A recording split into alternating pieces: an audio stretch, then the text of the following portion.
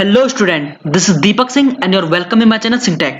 अगर अभी तक आपने सिंहटेक को सब्सक्राइब नहीं किया तो जल्दी से जल्दी सब्सक्राइब बटन को प्रेस कीजिए और साथ में बेल आइकन को प्रेस करना ना भूलें ताकि आपके पास लेटेस्ट से लेटेस्ट वीडियो का नोटिफिकेशन जल्दी से जल्दी पहुंचता रहे।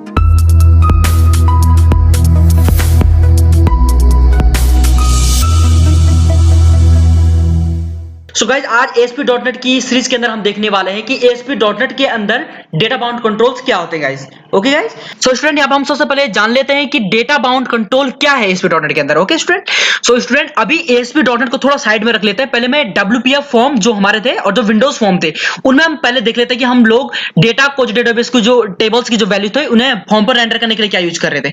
तो जैसे कि आपको पता है, अगर आप लोग अगर WPF फॉर्म या विंडोज फॉर्म के साथ अगर फैमिलियर है तो आप लोगों को पता होगा कि वहां पे हम लोग बेसिकली जो डेटाबेस की जो टेबल्स है उनकी वैल्यूज को रेंडर करने के लिए हम लोग वहां पे क्या यूज कर रहे थे, वहां पे हम डेटा ग्रिड व्यू वहां पे यूज कर रहे थे, डेटा ग्रिड व्यू। ओके, और उस डेटा ग्रिड व्यू पर बेसिकली उस पर डेटा को बाइंड करने के लिए हम उससे पहले बहुत सारा सा ASP.NET का कोड कर रहे थे। लाइक हम कह रहे थे कि select this one from this, मतलब दिस टेबल और ये वगैरह, मतलब बहुत सारी सी मतलब कॉन्फ़िगरेशन वगैरह हम वहां पे कर रहे थे। ASP.NET का लॉट्स ऑफ कोड वहां पे हम कर रहे थे। तब जाके हमें क्या हो रही थी, डेटाबेस से वैल्यू मिल रही थी और उस वैल्यू को हम क्या कर रहे थे, फर्दर सेंड कर रहे थे अपने उस डेटा व्यू ग्रिड पे और वहां पे उस लोग को उस डेटा को बाइंड करके वहां पे शो कर रहे थे फॉर्म में।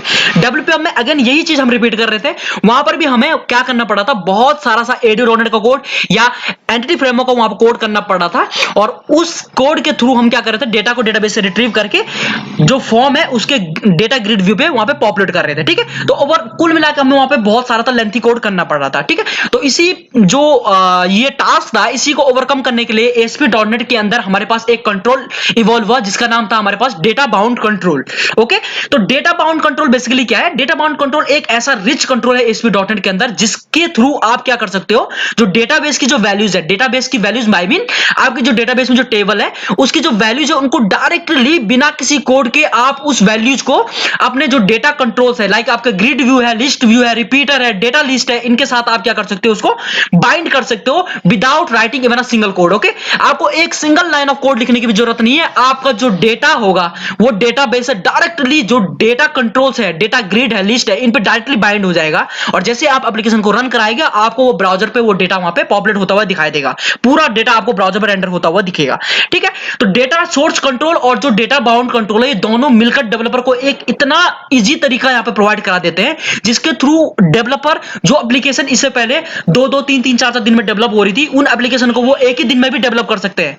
ठीक है, इसकी मदद डेटा सोर्स कंट्रोल और डेटा बाउंड कंट्रोल की मदद से। तो इनमें काफी एक बहुत ही इजी तरीका यहां पे डेवलपर को दे दिया जिसके थ्रू वो क्या कर सकते हैं, डेटाबेस एप्लीकेशन जिसमें कि उनको करंट ऑपरेशन परफॉर्म करने हैं, जिसमें कि उनको जो डेटाबेस में जो टेबल है उनकी वैल्यूज को ब्राउजर पर शो करना है, उसके लिए वो यहाँ पे इजिली से ये डेटा बाउंड कंट्रोल का यहाँ पे यूज कर सकते हो और यूज करके डेटा सोर्स असाइन करके उसको इजिली से वहां पे इंप्लीमेंट कर सकते हैं वो डेटाबेस एप्लीकेशन को। ओके ओके गाइस, तो यहाँ पे डेटाबेस जो कंट्रोल है यहाँ पे वो डेटा को एक पर्टिकुलर फॉर्मेट में डिस्प्ले होने के लिए यहाँ पे हम लोगों को मदद करता है, एक डेवलपर को एक मतलब तरीका देता है जिसके थ्रू वो डेटा को एक पर्टिकुलर फॉर्मेट में वहां पर डिस्प्ले कर सकता है। पर्टिकुलर फॉर्मेट बाय मीन वो डेटा को tabular format, non tabular format, list format, tiles format, bulleted list format, ठीक है, किसी भी टाइप के पैटर्न में वो डेटा को वहां पे डिस्प्ले कर सकता है अपनी नीड के अकॉर्डिंग। ठीक है, तो ये यहाँ पे एक कस्टमाइज वे भी मतलब डेवलपर को वहां पे देता है जिसके थ्रू वो अपने अकॉर्डिंग उस डेटा को कस्टमाइज कर सकता है, उस डेटा के लेआउट को कस्टमाइज कर सकता है। तो it's all up to the developer hands. Okay, तो वो अपने अकॉर्डिंग उस डेटा को वहां पे क्या कर सकता है, कस्टमाइज कर सकता है। ओके गाइस, सो यहाँ पे से एक चीज मैंने एक टर्म यहाँ पे आप लोगों को बताया कि data source control. So guys, अगर आपको डेटा बाउंड कंट्रोल यहाँ पे अगर इंप्लीमेंट करना है ASP.NET वेब फॉर्म के अंदर तो उससे पहले आपको डेटा सोर्स कंट्रोल के साथ फैमिलियर होना बहुत जरूरी है। तो गाइस, डेटा सोर्स कंट्रोल क्या है यहाँ पे मैंने डिफाइन भी कर रखा है, तो मैं आप लोगों को खुद से मतलब यहाँ पे एक्सप्लेन करके बता देता हूं। तो डेटा सोर्स कंट्रोल यहाँ पे एक कम्युनिकेशन का काम करता है डेटा सोर्स और डेटा कंट्रोल के बीच में। डेटा सोर्स बाय मीन आपका स्वीकल डेटा सोर्स हो सकता है, आपका जामेल डेटा सोर्स हो सकता है, आपका एक कलेक्शन हो सकता है। ठीक है, तो आपका एक साइट मैप डेटा सोर्स भी हो सकता है उसके बीच में, और जो आपका जो डेटा कंट्रोल्स होते हैं लाइक आपका ग्रिड व्यू है, लिस्ट व्यू है, इनके बीच में एक कम्युनिकेशन का काम करता है ये हमारा जो डेटा सोर्स कंट्रोल है। अच्छा, कम्युनिकेशन बाय मीन आप लोगों को मैं और भी इजी तरीके से समझाने की कोशिश करता हूं। तो गाइस, आपका जो डेटाबेस है, डेटाबेस की जो टेबल्स की जो वैल्यूज है, ठीक है, तो जो डेटा सोर्स कंट्रोल है वो क्या करता है कि डेटा सोर्स कंट्रोल डेटाबेस में जो टेबल है उनकी वैल्यू को अपने ऊपर कैरी करके वो डेटा कंट्रोल्स को उसको भेजता है उसके पास और उसके साथ उसे बाइंड कर देता है। ठीक है, सो बेसिकली जो डेटाबेस की वैल्यूज होगी वो डेटा सोर्स कंट्रोल के अंदर कंटेन होंगी और वो यहां से फिर जाके डेटा कंट्रोल के साथ वहां पे बाइंड होगा, तब जाके हमें डेटा वहां पे दिखाई देना लगेगा। सो स्टूडेंट यहाँ पे मैंने एक एग्जांपल भी यहाँ पे आप लोगों को दे रखा, आप देख सकते हो यहाँ पे। तो ये स्टूडेंट बेसिकली डेटाबेस की एक टेबल है जिसमें कि स्टूडेंट का नाम है, उसके जो टास्क है, नहीं प्रोजेक्ट टास्क मतलब प्रोजेक्ट में उसके पास क्या फंक्शनैलिटी है, और साथ में उसका जो टास्क का जो स्टेटस है वो यहाँ पे डिफाइन है। तो इसको अगर मैं चाहता हूं कि मैं बिना कोड के, मैं चाहता हूं कि इसको मैं डायरेक्टली अपने डेटा सोर्स कंट्रोल यानी कि डेटा ग्रिड व्यू है, लिस्ट व्यू के साथ अगर बाइंड करना चाहता हूं, तो कुछ इस प्रकार का आर्किटेक्चर मुझे वहां पे बनाना पड़ेगा। आर्किटेक्चर बाय मीन हमें क्या करना पड़ेगा यहाँ पे, सबसे पहले हमें जो डेटा सोर्स कंट्रोल है उसको डिफाइन करना पड़ेगा कि उसके अंदर किस, मैं डेटाबेस के अंदर किस टेबल की वहां पे बेसिकली बात कर रहा हूं और उसमें से मैं कौन कौन से रिकॉर्ड वहां पे चाहता हूं। उसके बाद मैं इस डेटा सोर्स कंट्रोल को बेसिकली जो डेटा ग्रिड व्यू है इसके साथ बाइंड करूंगा, और बाइंड करने के बाद जैसे मैं इसे रन करूंगा तो आपको ब्राउजर पे ये डायरेक्टली जैसे आपको यहाँ पे दिख रहा था उसी टाइप से आपको पूरा का पूरा डेटा आपको ब्राउजर में दिखना स्टार्ट हो जाएगा। तो बेसिकली ये आर्किटेक्चर है आपका यहाँ पे इंप्लीमेंट करना पड़ेगा डेटा बाउंड कंट्रोल के अंदर, ठीक है। सो गाइस यहाँ पे हमारे पास बहुत सारे से डेटा सोर्स कंट्रोल अवेलेबल है ASP.NET के अंदर। तो आप देख सकते हो हमारे पास SQL डेटा सोर्स है, हमारे पास ऑब्जेक्ट डेटा सोर्स है, हमारे पास जामेल डेटा सोर्स है, हमारे पास साइट मैप डेटा सोर्स है। तो हम ऐसा जरूरी नहीं कि SQL डेटा सोर्स ही यहाँ पे यूज करेंगे, it's all up to your need. अगर आप चाहते हो कि ऑब्जेक्ट डेटा सोर्स में वैल्यूज लूं, डेटा लूं, तो आप ऑब्जेक्ट डेटा सोर्स के लिए जा सकते हो। अगर आपको लगता है आपको जामेल डेटा सोर्स यहाँ पे यूज करना चाहिए instead of SQL data source, तो आप यहाँ पे जामेल डेटा सोर्स यहाँ पे यूज कर सकते हैं। इससे अलावा आप साइट मैप डेटा सोर्स यहाँ पे यूज कर सकते हैं, जो कि हम मास्टर पेज में साइट नेविगेशन के लिए यूज कर रहे थे।